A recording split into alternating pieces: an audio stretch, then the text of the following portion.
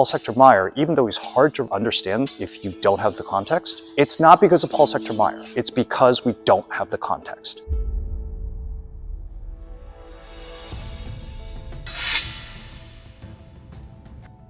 So here we go. 1, 2, 3, boom. Okay.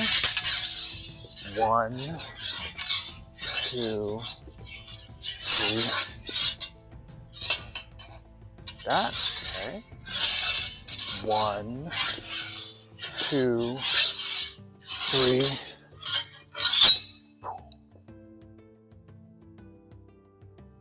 The Squinter cut from both sides. Item: when you come to the opponent in the onset, set your left leg forward so that your short edge is turned downwards.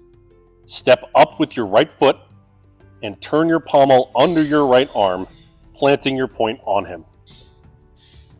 If he plants his point on you this way, then parry it. Instantly turn into the thwart, hanging your sword on your right side in the thwart, and step up with your left foot. Wind your point between his arms so that the short edge stands above.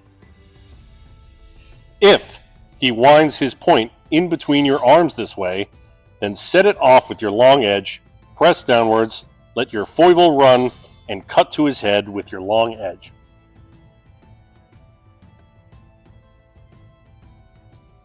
Okay, so at this point, hopefully you've seen the technique in action and gotten a chance to actually look at the actual text and the read-along.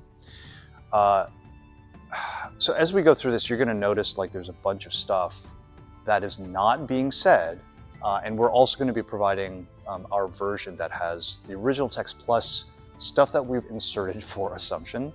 And I've made several attempts on just how much or how little annotation to add to sort of get people to clarity. For any of the people that attempted to try to do this interpretation either cold, from the original source material on its own, if you tried that, good on you. I think it's really worth trying to do that to see how hard this is. And then for anybody who actually tried using that original source material with the enhanced annotations, hopefully that helped. In doing different versions of those annotations, I found, for instance, if I try to include every last footstep that's involved, like the amount of text that's required goes way through the roof. And I think is probably a good, one of the many reasons why the Germans don't spend a lot of time talking about footwork, because you have to know already how footwork is supposed to work. So the German text would be way longer if they'd include everything. So that being said, what are the keys to making this work? And again, bear in mind, this is interpretation. That someone might come up with another interpretation that is equally as good. That's all good. I think the idea is like, what in this interpretation makes it stand out? Like, one of the big things is just trying to match the picture and the text. Getting anywhere close is super hard. So the fact that we found something, to me, immediately raises the believability of it. And again, it just matches the text and the picture super, super well. So I feel pretty good about it. So, and on top of that, actually, this is probably where we should start. So in the big picture here, before we even talk about the Schiller stuff, let's do a quick reminder on Paul Hector Mair's Krumpau and Paul Hector Mair's Zwerchhau. So the title for this is the Schiller on both sides. The previous two master cuts are the Krumpau from both sides and the Zwerchhau from both sides. What does both sides mean? Is it both sides of the person, or is it this person's going to do it and then this person's going to do it? And I believe it's the latter. Okay. In a couple of these cases, I think it's both. Like, actually, both people will do it, and they will in fact do it on both sides. But I think the key point from the title is really saying this is going to be executed a Schiller on both sides in terms of both people.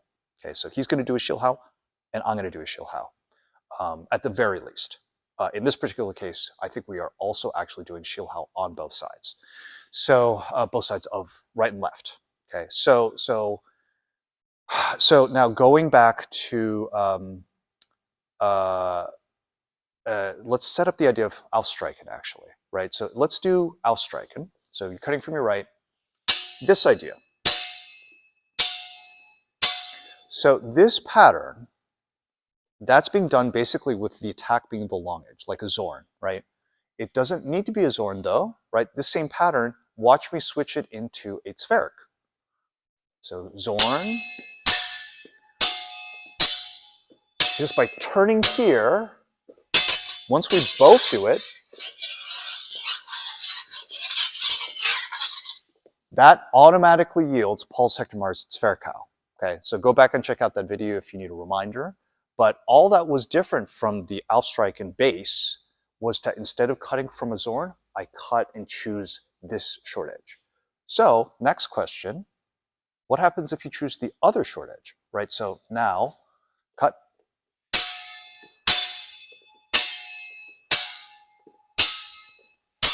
Right, so don't move, don't move, don't move. So from here, instead of going this way, I've chosen this way. So I go here, and what he can do is he can crump this, and then he can attack me the same way, and I crump.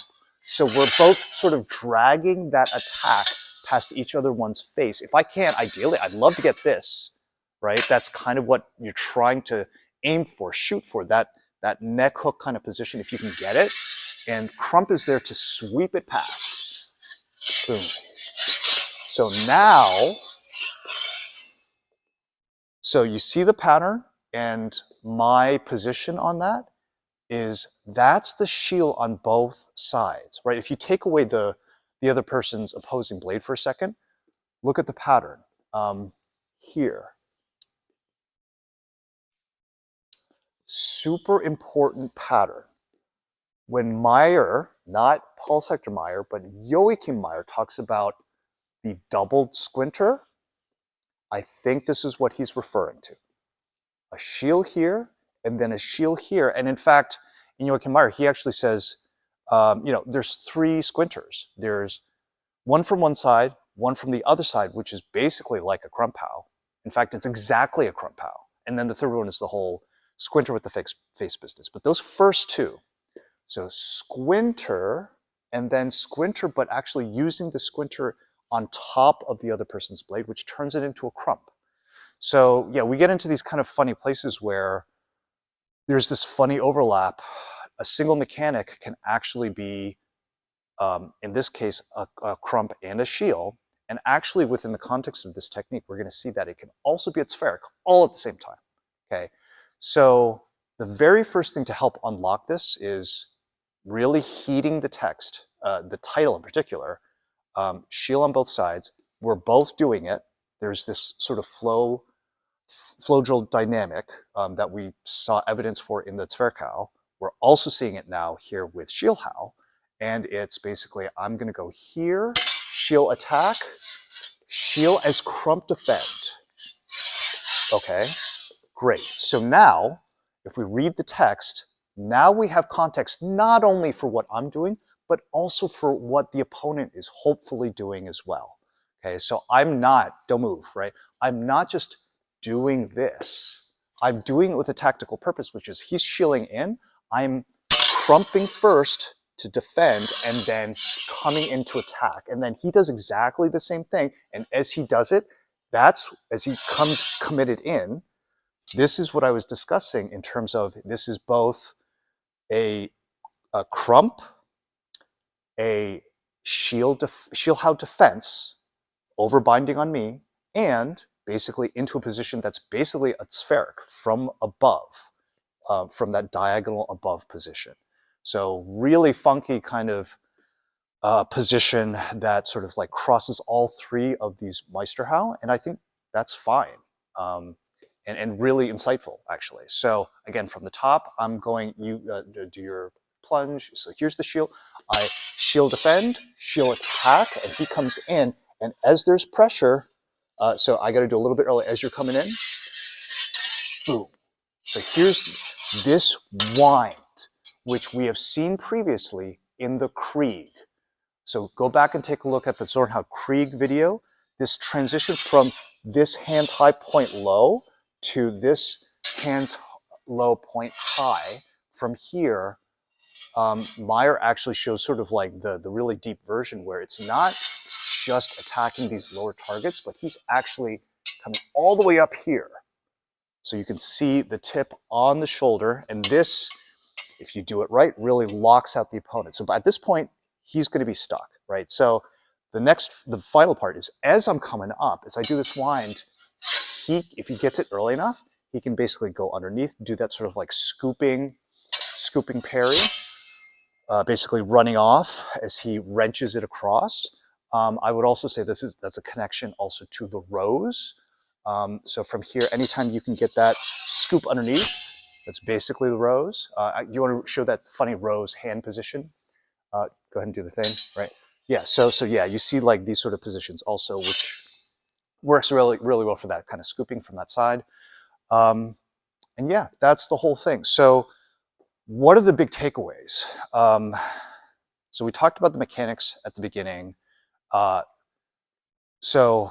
of big picture. So we think about crump here, right? This pattern, this running off pattern with the appropriate feet, stepping away from the attack as opposed to stepping here with the running off. So here's crump, blade-wise, and then Schiller, similarly, this way. So instead of doing the running off, I'm actually doing the full cut through. It's like a full cut, right? Except short edge. And also notice the feet.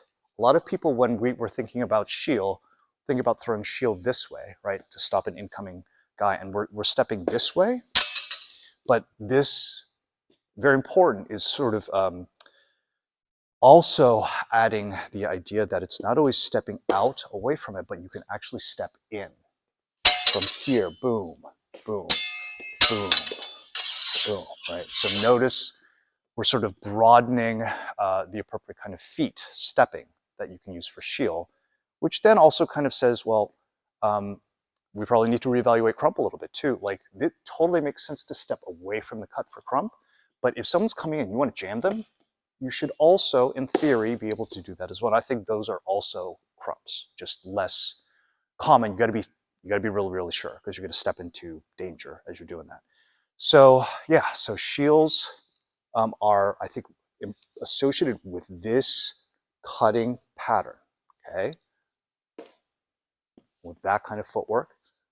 Or you can also do the more standard kind of footwork here.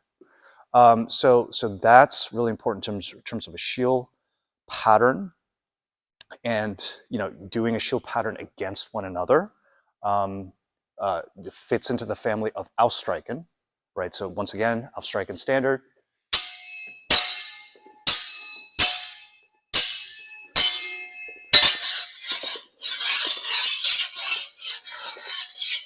Right. All into the family of like, get to the person's outside and try to work that outside. Try to stay on that same side of the sword. Really important key concept there. And then the other concept that we've talked about previously is actually execution of the Krieg, that fun wind where you end up here, you end up here in this sort of like high crossed position where you're being attacked on the outside, and then you flip to here, and all of a sudden you're covering on the inside and able to thrust up from below. So back to that reference in Zornhaus section on the Krieg. So there's a reason that we have taken a while to actually film this. There's a lot of groundwork that was laid in previous videos, right? So all the different cutting patterns, how to step, which cutting patterns apply to which Meisterhau, and frequens modus in terms of this flow, the ability to kind of flow between these patterns smoothly. And then finally, the Krieg, actually doing good winding transitions that are not just keeping point high, hands low all the time, like actually being able to do more of these circular winding situations to actually transition from a high target to a low target on the inside versus the outside. The final thing I'm going to comment on, to me, this is already super exciting because it really helps us crack open how to do interpretation of pulse sector Mair. At the very least, if you got nothing out of this, hopefully you got the idea that pulse sector Mair, even though he's hard to understand if you don't have the context, it's not because of pulse sector Mair. It's because we don't have the context, right? So hopefully this video starts giving people some insight into context that is worth looking into so that we can crack the rest of pulse sector Mair. In addition, this play we have seen elsewhere. And in future weeks, we're actually going to talk about this. But this particular picture that we see, if we can kind of set this up again. So from here, yeah, we're doing this. Right from here, this picture we have seen elsewhere, is my conjecture. Just imagine it if we had done it on the other side. So if you can imagine kind of doing this sort of from a reversed perspective, there is another picture out there that basically represents that. And I think will be really exciting to kind of look at and sort of compare, okay, who else actually knows about this? So if anybody can kind of take a look at the different sources and see if this looks familiar, send it in. I'd love to see that in the comments. Because once we kind of get to that technique, it's not just replicating this particular position, but in fact, a bunch of these actually Schiller-related techniques. So this stuff is hiding in other sources in plain sight. It's all a matter of like interpretation and making connections. So if anybody can kind of figure that little puzzle out, I'd love to see it. So comment in the comments if you can, and we'll see you until next time.